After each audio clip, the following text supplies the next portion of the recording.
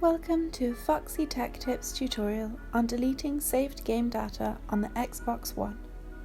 If you find this video helpful, please consider subscribing to my channel and liking the video. Launch your Xbox and sign in to your account. Click the Guide button on your controller to bring up the Guide menu.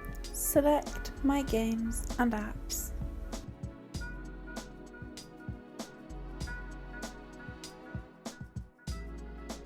Now find the game whose saved data you want to remove and then click the menu button on the Xbox controller.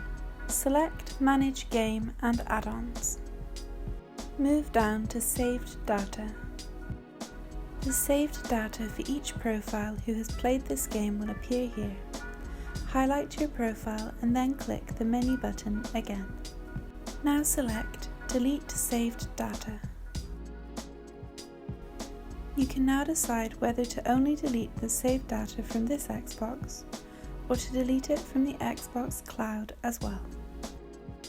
Your saved data for that game has been deleted, and that draws an end to this tutorial. Please like the video if you found it helpful and subscribe to Foxy Tech Tips for more Xbox tips and tricks.